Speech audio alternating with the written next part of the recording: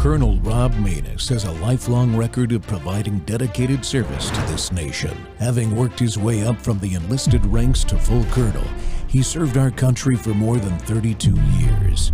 He has served as a bomber squadron commander, bomb disposal technician, Joint Chiefs of Staff Operations Officer, assisted the National Security Team with the campaign plan for the global war on terrorism. He authored the first theater nuclear war plan and served as the Vice Commander of America's largest airborne intelligence wing. Colonel Rob Maness is a true American hero.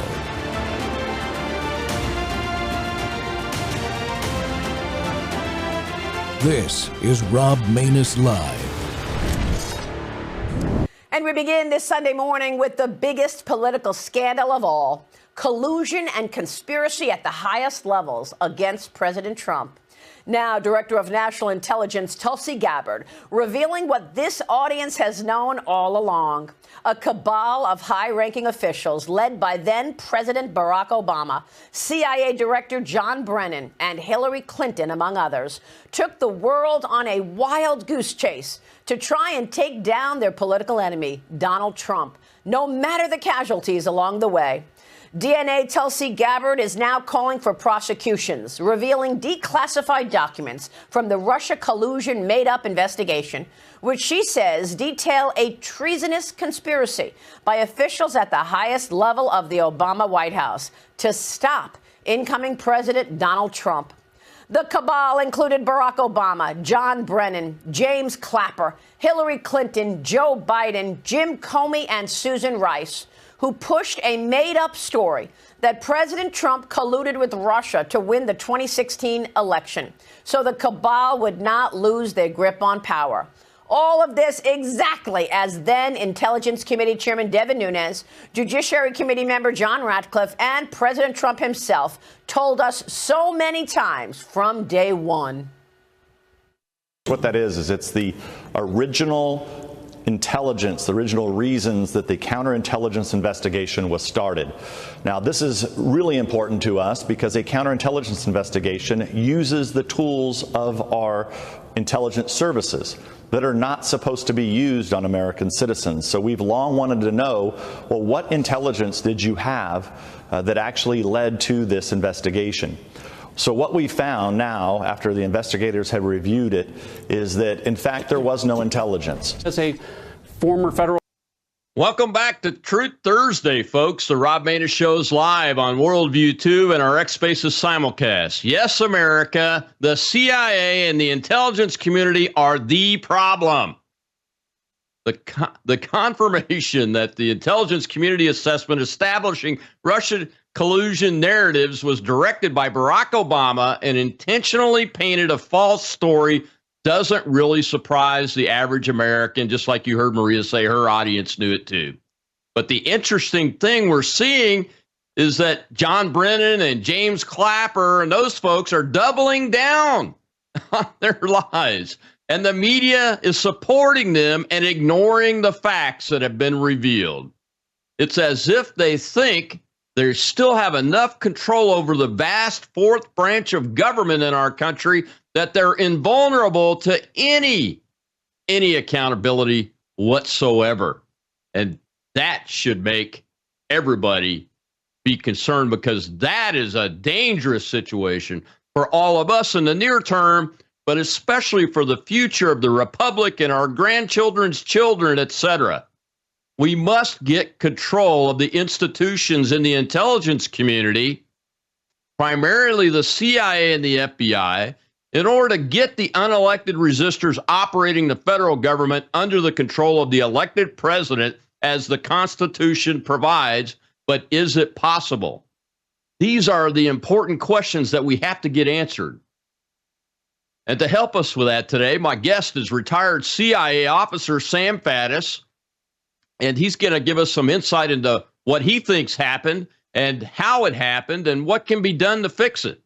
Sam served in the Near East and South Asia. He's an author. He's a commentator. He's senior editor of A&D magazine. You can find it on Substack, and a public speaker. And he is a commentator, man. I see him on Bannon's War Room all the time. He's hard to get scheduled for my show, but that's okay because he's getting the message out. Sam, welcome back to the Rob Maness Show, sir. It's been too long. It is good to be here. As you can see, I'm in summer casual mode for this, Rob. That's cool. Don't worry about it. I wear this because my wife makes me. My wife's out of the house, so I'm doing what I want until she gets back. Yeah. That's outstanding, man. Well, hey, look, like I've dedicated my entire adult life to the Department of Defense. You are a career CIA officer. I have to ask you before we get too deep into the details, but how do you feel about what's been done to your agency that you dedicated so much of your life to? Yeah, well, I think it makes you sick, right? And I should add up front, there are a lot of guys still in and retired who feel the same way about having dedicated huge chunks of their life to something that is, in fact, very, very important. And now you have some of these guys at senior levels, most of whom, by the way, never actually did the job on the street, but have now decided to effectively betray every oath they ever took and act completely contrary to the interests of the country. So hard to swallow. Yeah. And you did the job on the street, right? If I remember correctly. I mean, you weren't an office guy like a lot of I was not an office guy. I was an operations officer, a case officer, you know, what normal people call a spy. So, yeah. Anytime I landed in Washington, D.C., my first question was, how quickly can I get on a plane and get the hell out of here? Because back to where we're doing the work, because nothing makes sense here. All these guys do is sit in rooms and look at PowerPoint presentations here. So. Yeah, I did my Pentagon tour as quickly as possible and got right back to flying operational because it was disgusting. Now, we had a little excitement with 9/11 and all that stuff during my time, so it wasn't. People are going to think I'm strange for saying this, but so it wasn't as bad as an ordinary staff tour, but it was still bad. You know, when they're handing you PowerPoint I understand what you mean. That was more than a little excitement, I think, sir. But that's yes, sir. Yes, sir. It was. So help folks understand, Sam. And you've been doing. I was telling them before I came on the show, my live audience, that you've been doing a lot of writing about this for a long time. I mean, we both started talking about it openly and writing about it. Right. I mean, I did right after I saw the ICA in draft before it was actually published. I'm sure you had a copy too, and I think you did too, even before I did. Started talking about it. So how did this work from a professional perspective? Because I mean, my whole faith in the system is shaken when I see this. I mean, when I saw the ICA initially, I said, well, that's fake completely. And all I had was the unclassified thing. I don't have any access to classified, but I could tell because I'd been in the intelligence side of the Air Force a couple of times. Well, I mean, you know, we've got now like 9 years of intrigue and really treason and efforts to prevent Trump from getting in the White House, depose him once he was in the White House, stop him from being reelected, et cetera.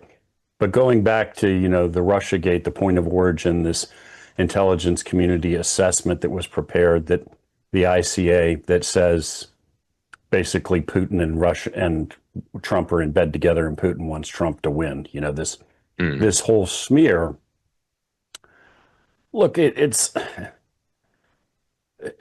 laughable, obviously not in a sense that it's funny, but it's so pathetic and so transparent. And this is not people need to understand, this is not like some folks got sloppy and they, you know, there were some issues with standards or procedures lapsed or anything remotely in that realm, right? This was from Jump Street, a very conscious, deliberate effort to use the intelligence community and the law enforcement to peddle a bald-faced lie right? I mean, at the heart of this thing is a dossier, so-called, a file produced by this former British intel guy, Steele.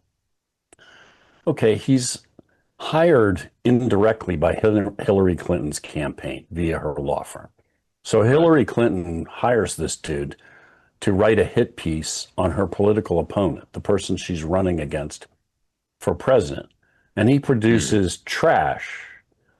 I mean, just what we would call in the field rumint, right? Rumors intelligence, which is not a real term. It's a derogatory term. It means that's National Enquirer quality garbage. That's what he produces. Salacious accusations. Well, some of them, maybe nobody actually, maybe he just made them up. But in any event, even the best of them are things that somebody with no track record, no reliability said. It's just garbage, the kind of thing you could produce about anybody. And then, so this whole thing, if you think about this, is presented to the intelligence law enforcement community. Right now, when you're an intel officer, people peddle garbage to you all day, right? I mean, yeah, guys come out of the woodwork, you're talking to people, they tell you lies all friggin' day. You don't just say, Mohammed told me the following, that, I mean, there's all kinds of professional standards here and procedures and a lot of scrutiny and, quite frankly, a lot of cynicism after a while when you've been lied to over and over. So in the normal course of business, a trash National Enquirer quality dossier produced by a guy who was paid by Trump's political opponent to create it would have been laughed out of town. Nobody would have, you know what I mean? Nobody would forget about producing an ICA.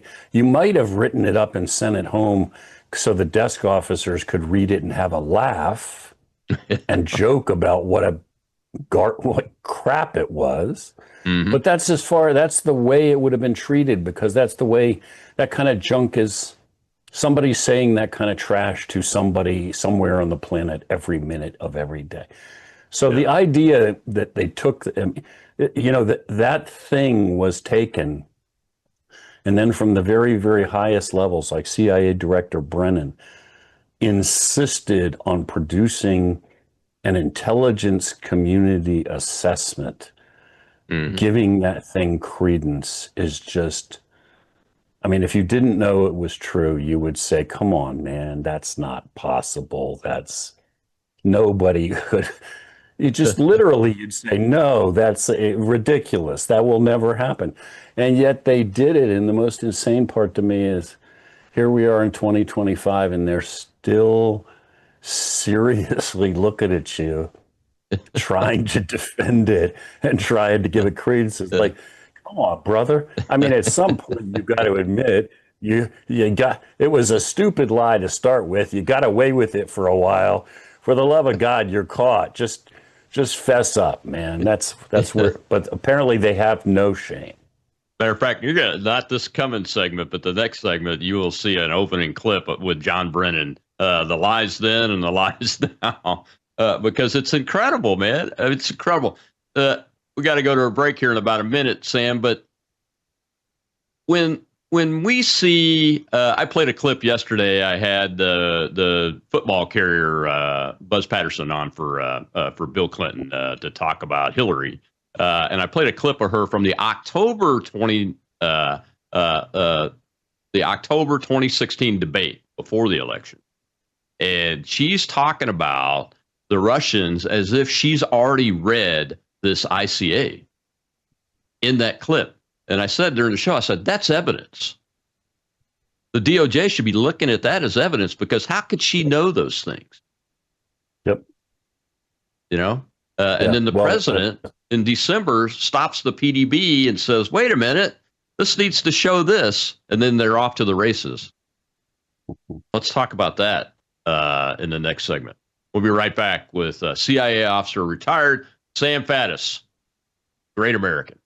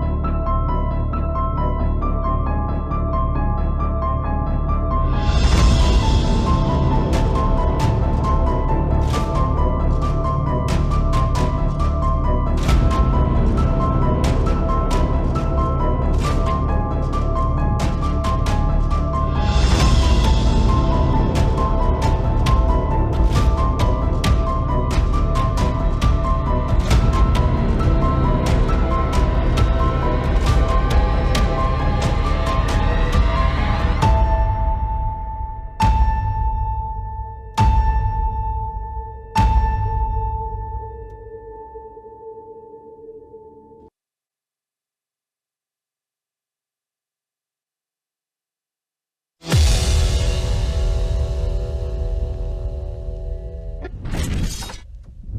think that we have found the evidence that proves that this Obama-led intelligence community assessment was a contrived document that was knowingly made using fake intelligence or substandard intelligence in order to drive this conclusion that President Obama wanted to see, which was that Russia helped Donald Trump get elected in 2016, or at least aspired to.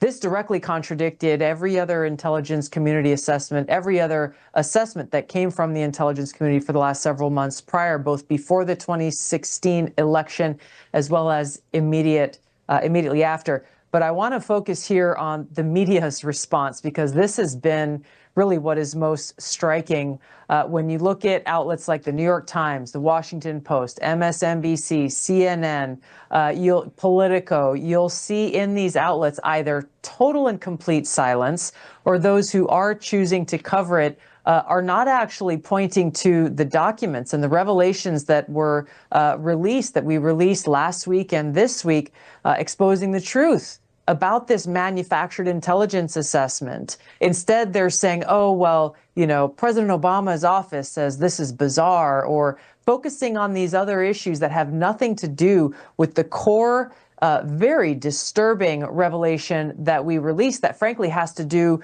not with Democrats or Republicans, but with the integrity of our democratic republic. It's a serious issue that should concern every American, should concern every serious news outlet. And I can only conflate their silence or attempts at misdirection as one thing, is they're afraid to tell the truth, because if they tell the truth, they'll have to remind the American people that over those 4 years, both during President Trump's election, after the election, and in the years of President Trump's first administration, they furthered the lie. They printed what the deep state actors in the intelligence community and the John Brennans and James Clappers of the world told them to print. Welcome back to the Rob Maness Show. And yes, ladies and gentlemen of America, the CIA and the intel community is the problem. My guest today is retired CIA officer, my friend Sam Faddis, who is the senior editor for And Magazine. You can find it on Substack. You should go subscribe to this magazine, because Mr. Faddis details a lot of different things, but he's written extensively on this subject and understands how things are supposed to operate and how they operated and why it's so important that we get our handle on it. Sam, you know, she used the word contrived this thing. I use the word concocted it because they concocted it out of whole cloth. You know, starting with Steele's fake dossier, and they just ran with it. And before the break, I was talking about Hillary in the October 2019 debate, speaking to Trump as if she had already read the ICA. And then President Obama in early December stops the presidential daily brief because it doesn't say the Russians tampered with the election on behalf of Donald Trump, which the intel community had been reporting all the way up through October, November, that the Russians had not. And the president of the United States had to be, what, like clairvoyant or something? Because he saw something that nobody else saw? I apologize, Rob, if I'm looking off camera. I'm talking to a golden retriever here, who's my co-host for today, locked in the office with me. Look, I think you put your finger on something that's critical here. This is not a case of sloppiness. This is not a case of negligence. This is not a case where somebody should have had higher standards for reviewing information. This entire thing, starting with Russiagate, going back to, you know, we're now at least 2016, and then all the way through all the subsequent iterations, the spin-offs, all of this was a deliberate conspiracy for a specific purpose. First, to keep Trump out of the White House, then to depose him from the White House, staging in effect the first coup in American history, and then to deny him victory in 2020. And all of this deliberate conspiracy and everything else is, well, it's just a blatant lie. And by the way, let's just throw out here to put in context, when we go all the way back to 2016, one of the big things in Hillary's mind is this whole business about the homebrew server. So she had put a whole bunch of classified message traffic onto a private server. In other words, she was storing it electronically, completely outside of, well, outside of any normal system, but more than that. Right. I mean, for folks who haven't dealt with classified information, when you hear that, if you've dealt with intelligence, you almost go into anaphylactic shock, right? Classified traffic and data and messages and so forth do not exist outside of a classified system. They don't exist on a private server. They don't get transmitted over the open internet. They are, if you will, electronically locked in a safe.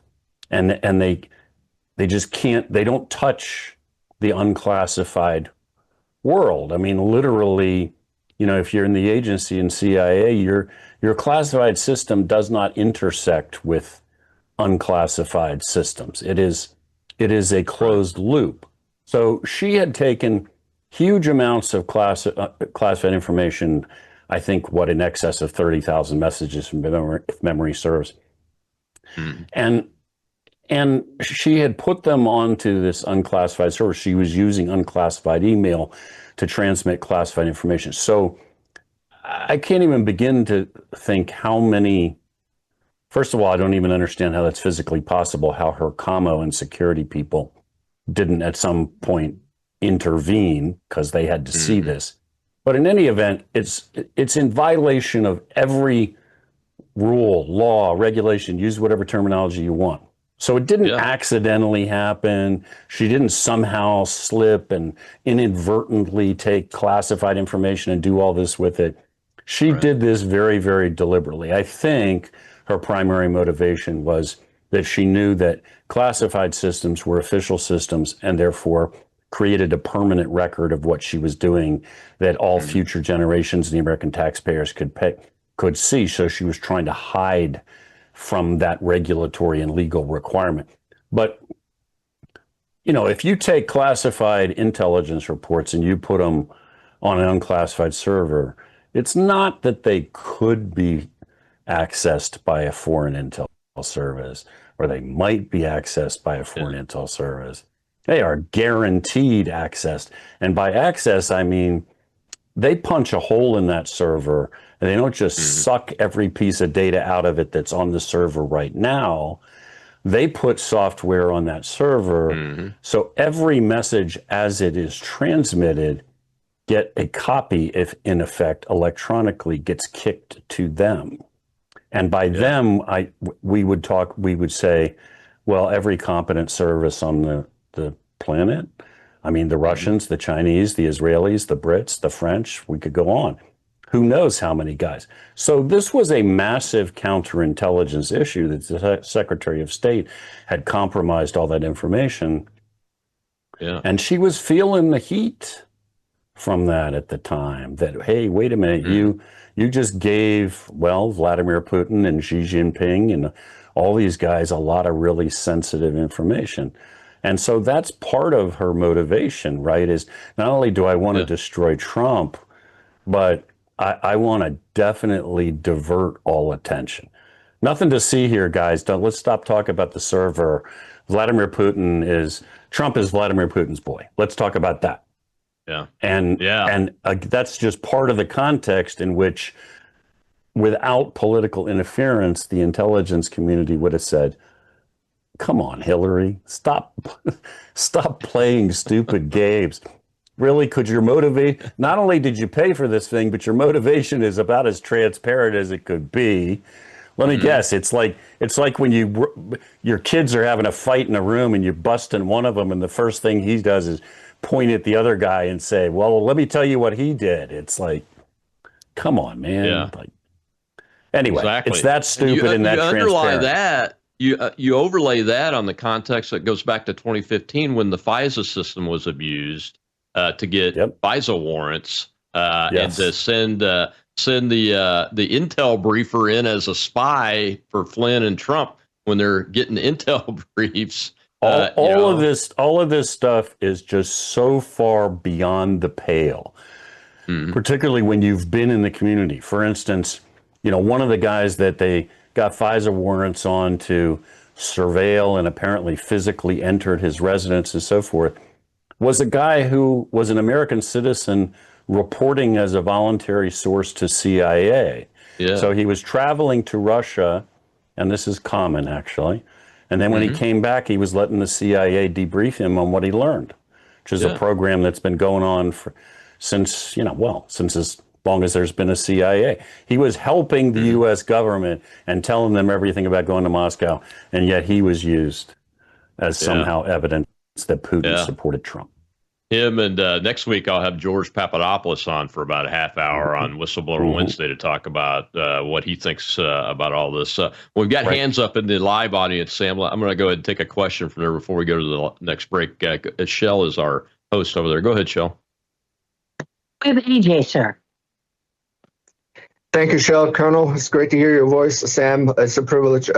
My question is, given the current developments of what's going on in regards to the U.S. intelligence community, do you expect some sort of reflection or an effect upon Edward Snowden and the issues that are there? Thank you very much. Well, so I got to tell you, I mean, to be as honest as possible, I have really mixed feelings about Mr. Snowden. There are things that Edward Snowden has said that I think are valid and are worthy of investigation, and somebody should be paying attention to them. I'd be a lot more sympathetic to Mr. Snowden if he didn't fly off to Moscow and then decide to lecture the United States government from Russian soil. But yeah, I mean, I think you should absolutely look at what he said, and let's be open to, I mean, let's just follow the facts, I guess, to make it as simple as possible. Let's stop with the spin and stop with somebody's political interpretation, and let's just actually look at real facts and then do what is necessary based on those facts. Yeah, I'm with you, Sam. I've always said that, look, if you reveal classified information that you've signed up to protect, that you're breaking the law, so you're going to have to be held accountable for that. But at the same time, with Snowden, I'm glad that he revealed some of the things that he revealed because it's important, especially for the context today. I just wish there was a better classified whistleblower system. That's what I've called for, and I have no doubt that hasn't been constructed yet. I think that is an important and completely valid point, because those of us who've been in the community, and I know this directly, in the sense of I know people who have gone to inspector generals over the years with completely valid criticisms of very, very serious things, and have received no protection whatsoever, and have in effect had their careers terminated, or if they were in a contractor status, just essentially been told to clean out their desks and leave the room. Think about I use real quickly an example, Benghazi, right? The whole Benghazi debacle. The guy who I know very, very well, who took over when the Ambassador Stevens was killed. So what you call the charge, the career foreign service officer who was there, stood up in front of Congress and told the God's honest truth about every detail of Benghazi and how much Obama was lying and the cover-up and everything else. He was then told he would go off to what we would call an out-of-body experience, right? Go work at this think tank go have an experience at this think tank while you're still while you're finishing your time as a department officer, and you will never be promoted again, and you will never be posted overseas again. Your career is over. His crime was testifying before Congress and telling the truth. Yeah. So in that environment, it ain't hard to figure out why people feel they can't come forward and tell the truth. Exactly. And that's a great segue to the next segment, because that's exactly what I want to talk to you about is these whistleblowers that Gabbard keeps bringing up. Where were they? That's my big question. Where were they before? And I think it's important for people to understand what really happens And that's why I wanted to get you on. We'll be right back with Sam Faddis, CIA officer, retired, author, editor of And magazine. Go sign up for that on Substack.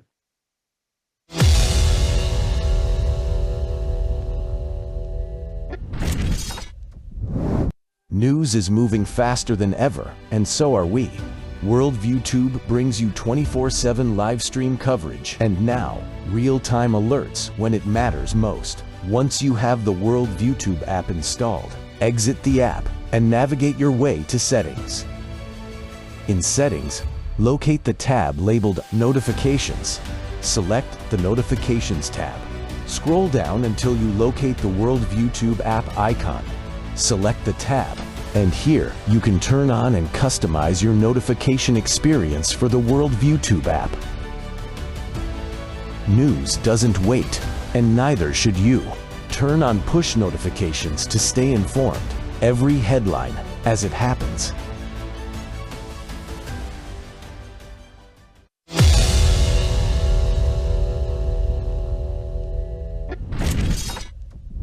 Back then, that the analysts wrote, said that we didn't have any information whatsoever about what the impact was on the election.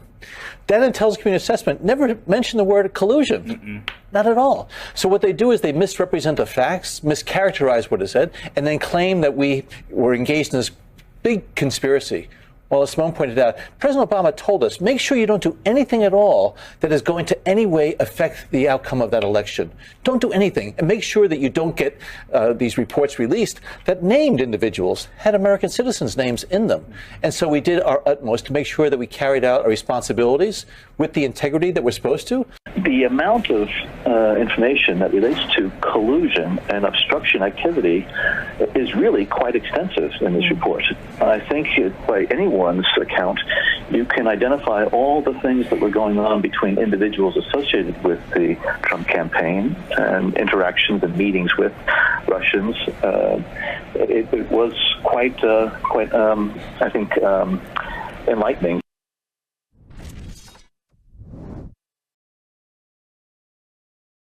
Yes, America, the CIA and the intelligence community are the problem. They are the problem we need to solve to get the executive branch back under the control of the elected president of the United States, whose responsibility it is in the Constitution to operate this government.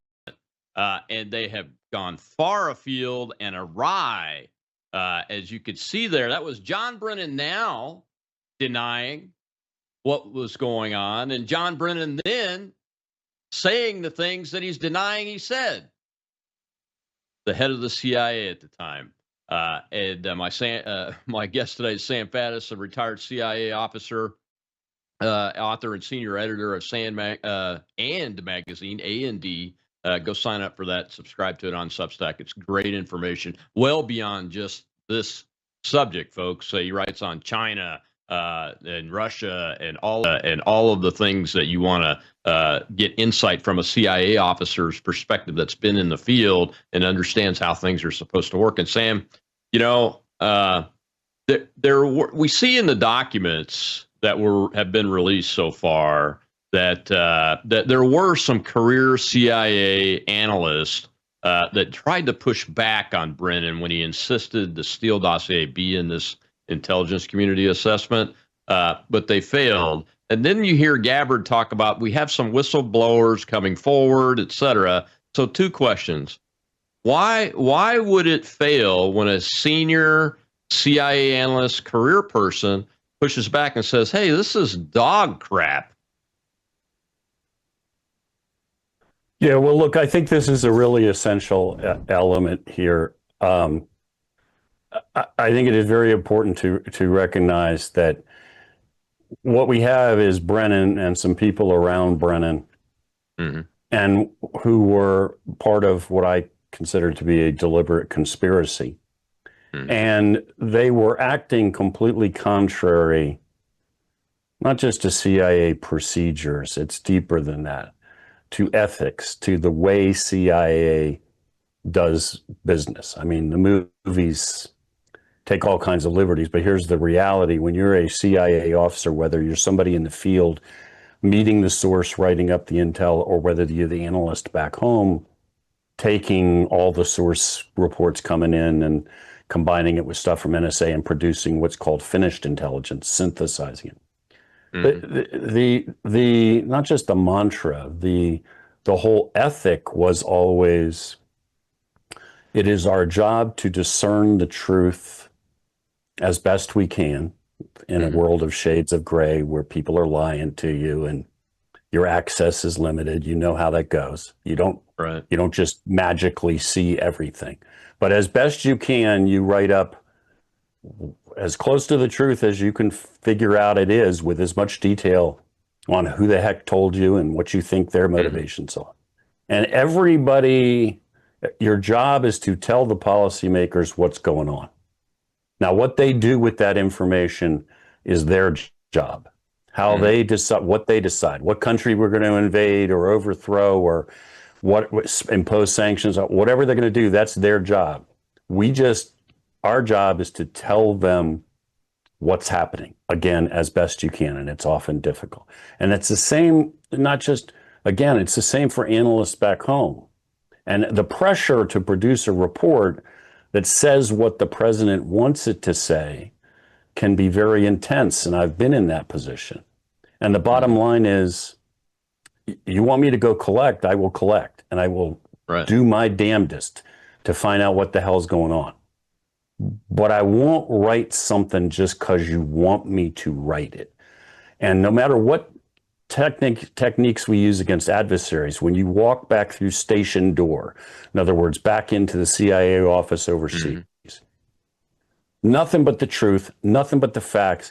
You don't write something to make yourself look good, and you don't write something to please Washington. You just nail it. Just the facts, man, to go all, what was that show? Dragnet? Anyway. So that's the culture. So it's in that context that Brennan and his lackeys are running roughshod over this whole thing and saying, I don't really care. We're going to write this. We're going to say this. And you got a lot of people who apparently did stand up to him. Now, the question, obviously, is where the hell have those people been for? That's my next question. Years since. Yeah. Yeah, and you kind of touched on it, as I suspected, just like we know from the Snowden reveal and leak that the whistleblower system on the classified world is weak, whether it's at the NSA, Department of Defense, CIA. I don't think it really matters, because that system, I think, is used with some minor, differences across the board. And I've never seen a reform movement to try to fix that either, so that these people can get the appropriate protections. And the same thing goes with the FBI. You hear from the FBI whistleblowers that we know about publicly about the retaliation that the organization has done. And I would imagine in an organization like CIA, which is very well cloaked from the outside world and protected and cocooned, that it's probably even harder, isn't it? Yeah, people need to understand that the protections, there's what's on paper, as is often the case, right, with a big bureaucracy. There's what the theory is supposed to be, what the talking points are, and then there's reality. The reality is, for a long time, there hasn't been any protection for whistleblowers. And the so-called inspector generals that are supposed to be, your point where you can go to this person and they'll protect you and you can talk to them with. So in other words, you're not going to the press, you're staying within channels, you're doing what you should do, but you're blowing the whistle on something. Well, they haven't protected people for a long time. I know a retired CIA officer very well, very respected senior officer, retired, and then was back at doing contract work for another part of the intelligence community, and became aware in that job that the protections there's inside the system to prevent system administrators from abusing the system and basically making changes without anyone knowing it. In other words, that those protections were not being enforced. So in effect, what you had was a system where system administrators, if they wanted, could sort of ride roughshod, steal data, move data, and then cover up what they were doing. Now, that's a massive counterintelligence issue if you got somebody inside your system and they now have the capacity to steal everything you have and cover their own tracks and walk away, because that person can just as easily walk into the Russian or Chinese embassy and hand them the crown jewels. When this individual brought that situation to the attention of the Inspector General, within about 48 hours, his contract was terminated. He was walked out of the building, and nobody ever did anything about it. In other words, the problem was him. So back to Snowden, right? I'm not excited that he decided to lecture us from Moscow. Right. And Me either. I don't excuse him, and I, like you, don't think he really should be compromising classified information. But there is a kernel of truth there that's like, what was I going to do about this? Who was I going to tell? Yeah, exactly. So you wrote an article recently asking the question, is Brennan still directing in the CIA, the current CIA, paraphrasing, now? Are you concerned, like I am, that CIA officers are still there that are loyal to Brennan? And there's even one I suspect that's a senior advisor to the Deputy Secretary of Defense. And I've talked about it. So obviously you wrote that article. From your perspective, what are you seeing that indicates that that we have a problem still? Well, I mean, part of the reason I wrote the article, and I alluded to this in the article, I mean, I refer to this in the article, is it's not just my suspicion, it's what I know from individuals inside and outside who I talk to regularly. So the fact is that Brennan still has in place, I mean, Brennan was there for a long time as chief and as director, and he put in place, he brought along with him a lot of people. And many of those same people are still in positions, senior positions in CIA. So John Brennan is out, but Brennan is still very much has tremendous influence inside the agency. I mean, with all due respect to Director Radcliffe, I don't intend this to be an attack on him. But I have said for a long time, look, the first thing you needed to do when Donald Trump put his man in charge of CIA was you needed to go in on the morning of day one and fire every senior executive on the top floor. The complete house cleaning, because they are all either complicit in what has transpired or they sat and watched and didn't do anything. But that I don't mean as the solution to the problem. I mean that as the beginning of the solution. That's step one, literally at 9:01 or whatever time office hours begin these days in headquarters. That's the first second of the first day. I'm sorry, your services are no longer required. Put your stuff in those boxes and security will escort you out the door. And then we will go from there, which probably will mean removing a whole lot of other people and a lot of other structural positions. I mean, look, you were a military officer. I grew up in a military family. If you got a unit and you have massive issues, I don't care if it's an air wing, a brigade, whatever the head Navy destroyer, and you've had all kinds of massive issues, you don't go in with the same command team and say, let's sit down and have some sessions here, talk about our feelings, and see if we can turn this thing around. What happens? Well, brigade commander gets fired, brigade sergeant major gets fired, a whole bunch of other people get fired, and somebody shows up, and then from day one, you start laying down the law like the world has changed, guys. I don't know what the hell's been going on here, but it isn't going on anymore. And this is the deal. I remember being when I was still in the Army, I was out with what was then the 9th Infantry Division at Fort Lewis. New division commander came in. There had been some issues. You know what he said? First thing, entire division rollout. That means every unit, every vehicle moves. Here's the following 25-mile course through the training area. So all you guys have been telling me that you got 100% readiness rate on your trucks and your Humvees. Well, why are half of them having to be towed through this thing? What the hell is going on? Where are your guys? Where's your gear? Why doesn't your equipment? Like, you know, one of the dramatic gesture that says the world has changed, people. Yeah, we're going there's back to work. nothing like a maximum effort order to scare the hell out of the commanders. There'd be some equivalent for every service, right? Everybody that ever went to basic training, 05 the first morning, every door in the barracks opens, a trash can gets thrown the length of the squad bay, bunks are being overturned, footlockers are being tossed around. It's the world you knew no longer exists moment. Exactly. And that's what has been missing at CIA. It's that. And by the way, let me just say this as the arrogant old case officer operator that I am. Brennan was never a case officer or a field guy, right?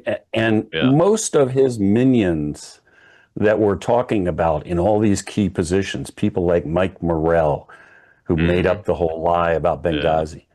All of these guys are people who spend all of their time in Northern Virginia and Washington, D.C., not downrange. Their specialty has been intrigue in the nation's capital. These are not, you're not looking at guys who ran ops or even career analysts. You're looking at paper pushers and bureaucrats is what you're looking at.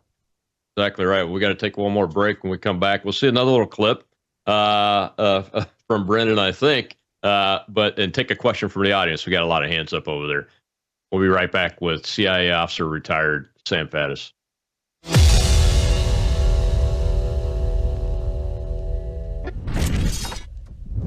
You woke up with a sore throat and a low-grade fever. You know you are getting sick, so here's your choices. You can get sicker and miss work, try to see a doctor this week, or sit hours in a crowded waiting room at urgent care. I have a smarter option for you. Open your medical emergency kit. Match your symptoms to doctor-recommended prescription in your booklet and take the right meds now and get well faster. This is not a first aid kit. It's like having an urgent care in your home. It includes doctor-prescribed medications to treat over 39 medical issues like respiratory infections, strep throat, pneumonia, UTIs, and more. No waiting to see the doctor and no standing in line at the pharmacy. It's right here. Every home should have at least one medical emergency kit, and here's how to order. Go to worldviewhealthcare.com. Your kit to treat dozens of common and serious illnesses is rushed to your door. worldviewhealthcare.com. That's worldviewhealthcare.com. The emergency kit available at worldviewhealthcare.com. Make sure you don't have to go to urgent care. I got pneumonia. I didn't have to go. I took this last year. Stayed at home, went to bed.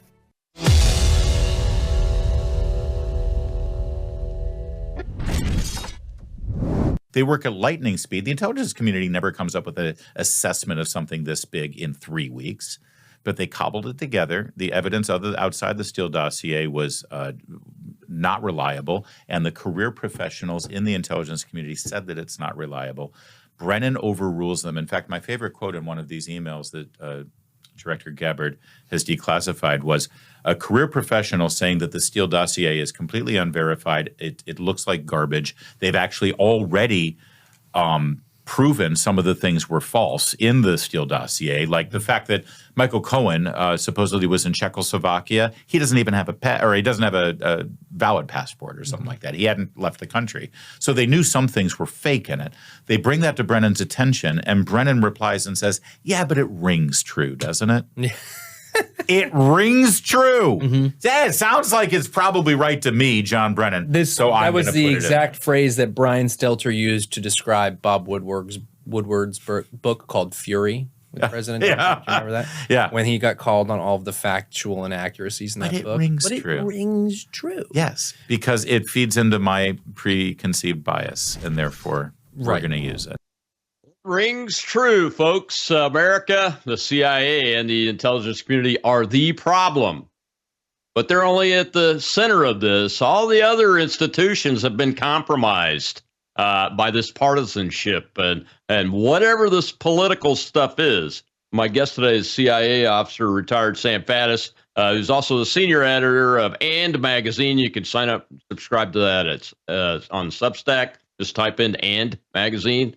In the search bar, you'll get it. It's very important. If you want to be informed by somebody that knows and understands and knows how to get information and understands what the information is telling him, you should be following this guy. Sam, we got to take a question from the audience real quick before we go there, but it rings true. I laughed so hard when I saw that clip. I said, I got to put this in the show because that's exactly, I mean, that one phrase paints the whole picture. All right, Shell, go ahead with that first question. We have Tom, sir. Okay, thank you. Thank you, Sam. You're a national treasure. I appreciate all that you're bringing up. I'm just wondering, is there a place where when this evidence and information hits a court of law, that there'd be a higher threshold of rules of evidence? And if you knowingly bring forth things that are false, I'm just wondering what the recourse would be, if it's the Bar Association or what. Just seems like there's corruption in so many areas like that. And I'm just wondering if that might be a place where we keep saying, well, let's make sure this never happens again. But where does it become the rule of law, where it becomes like, hey, you really crossed the line here, and then the recourse to really push back and not just fire people, that they should actually be legally, some sort of an indictment or bigger way of getting things kind of like the response in the right way from that. Just wondered if you have any thoughts along those lines. Yeah, well, up front, as a full disclosure, the real skeleton in my closet is not that I was a CIA guy. It's that before I did any of that, I was also a trial lawyer. So that's, being a lawyer is the real thing that I try to hide. I just say that, so keep that in mind as I give you my comments.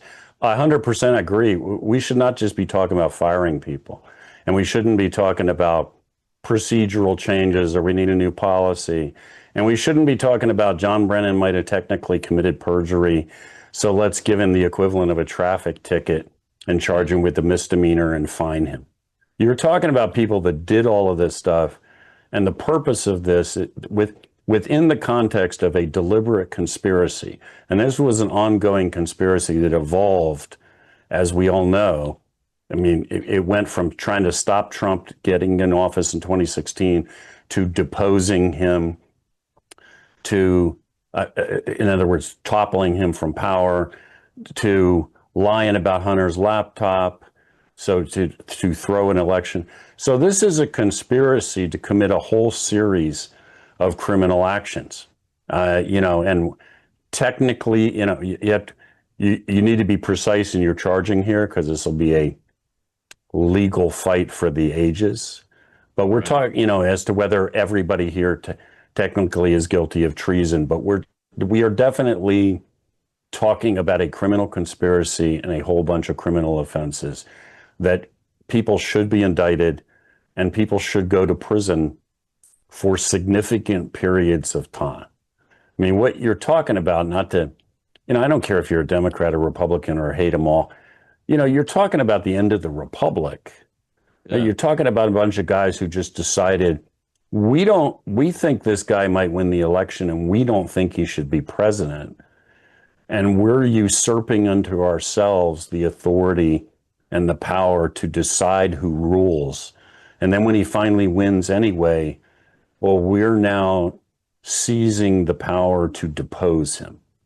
I mean, this is how the Roman Republic ended. And that's really where we are. So I don't think this can end with just some misdemeanor charges or outing people or disbarring people. I mean, people literally have to go to prison here.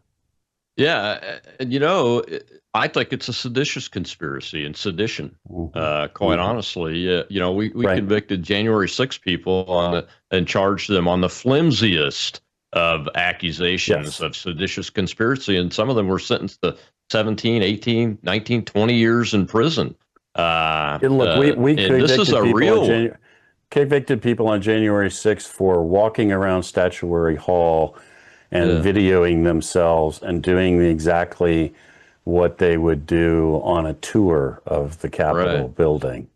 And we were fine with throwing those people in prison, and I know some of them. So, look, to use the national treasure line, somebody's got to go to jail, right? People have to, And by the way, you played that clip of Brennan earlier. The boy looks nervous these days. Yes, he to me. does. The arrogance and the sneer has gone away. Now it's a whole lot of, please believe me, I didn't do anything wrong kind of crap. But that actually makes me happy every time I see that.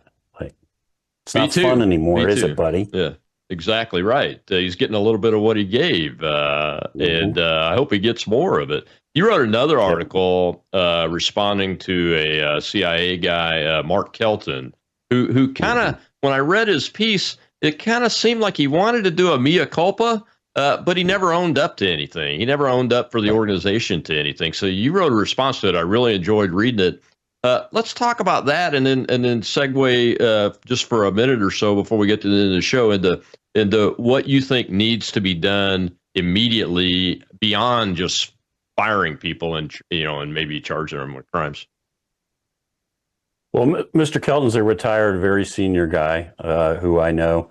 And yeah, essentially what he wrote was this thing that says, maybe in retrospect, our procedures should have been better and we should have done some minor stuff better. And, sort of bobbing and weaving, as you said, sort of trying to say, well, maybe we're maybe it wasn't the best way we did it or whatever.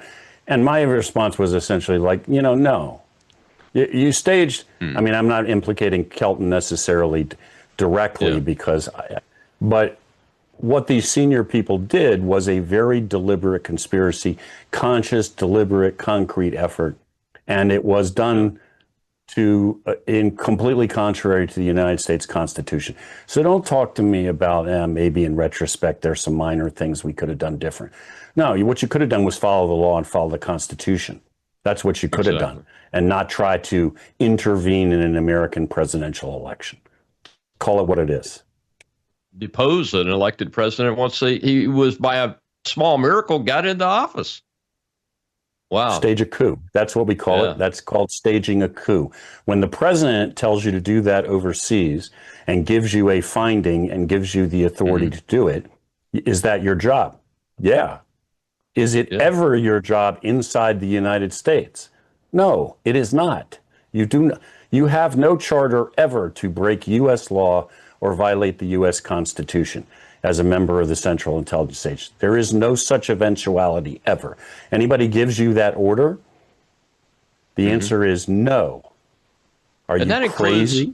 And that includes President Barack Obama. He's not protected. This is Rob's opinion, just as a guy that had UCMJ authority as a commander. But when President Obama gives an order to do that, which he did on several occasions, it seems like to me when I read the documents, the immunity for taking actions within your office, or whatever that phrase is that they used in the Trump case, really doesn't apply because he's given you an illegal directive. That's unconstitutional, right? The President of the United States doesn't have the right to violate U.S. law or the U.S. Constitution either. That is obviously an unlawful order, and any such action is illegal. Do I think as a practical matter you're ever going to be able to prosecute Barack Obama?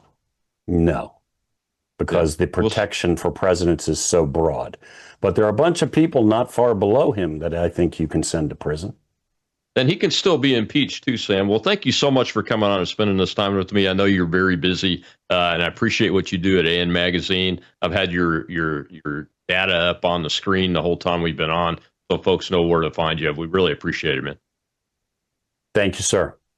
Thank you. All right, next week, More War Monday, I'll have the litigant, retired Army Lieutenant Colonel, for the Reconciliation Memorial to defend Arlington that was in court, took the Secretary of Defense to court. And guess what? That memorial's going back up. And stay for the after show on X. We're there for at least a half hour today. And if you didn't know it, for 30 minutes before and at least 30 minutes after this show, that's the video broadcast, we're on X audio. We take questions, have a conversation. I'll see you over there.